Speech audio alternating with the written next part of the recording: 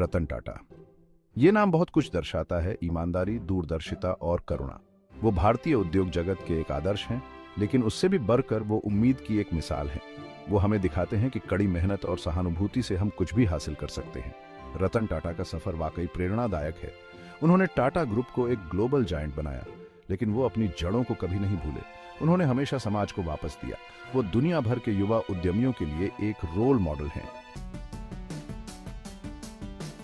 रतन टाटा का बचपन हमेशा आसान नहीं था। मशहूर टाटा परिवार में जन्मे, उन्होंने प्रिविलेज और स्ट्रगल दोनों देखे। उनके माता पिता के अलग होने का उन पर गहरा प्रभाव पड़ा, लेकिन इन्हीं अनुभवों ने उनके मजबूत व्यक्तित्व को आकार दिया। उन्होंने रेजिलियंस का महत्व सीखा। उन्होंने परिवार की अहमियत को समझा, चाहे वो किसी भी रूप में हो। उनकी दादी लेडी नवाजबाई टाटा ने उनकी परवरिश में अहम भूमिका निभाई।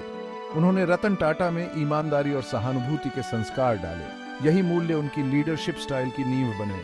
उन्होंने सीखा कि असली सफलता दूसरों के जीवन में बदलाव लाने में है। रतन टाटा के नजरिए को आकार देने में शिक्षा ने अहम भूमिका निभाई। उन्होंने मुंबई के प्रतिष्ठित Cathedral and John Connon School में पढ़ाई की।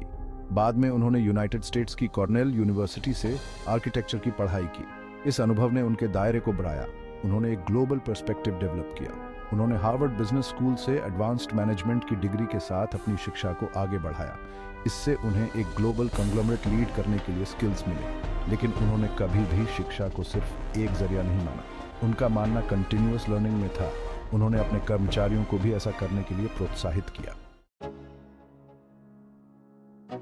टाटा ग्रुप में रतन टाटा का सफर ग्रासरूट्स लेवल से शुरू हुआ। उन्होंने टाटा स्टील के शॉप फ्लोर पर काम करके शुरुआत की। इस अनुभव ने उन्हें बिजनेस की गहरी समझ दी। इसने उनके अंदर हर व्यक्ति के योगदान के लिए गहरा सम्मान भी पैदा किया। वो लगातार तरक्की करते हुए कॉर्पोरेट लैडर चढ़ते गए। उन्होंने टाटा ग्रुप के भीतर कई पदों पर काम किया। उनकी कड़ी मेहनत और लगन साफ दिखाई देती थी। 1991 में उन्होंने अपने चाचा JRD टाटा के बाद टाटा सन्स के चेयरमैन का पद संभाला। ये भारतीय अर्थव्यवस्था के लिए एक चुनौतीपूर्ण समय था, लेकिन रतन टाटा लीड करने के लिए तैयार थे।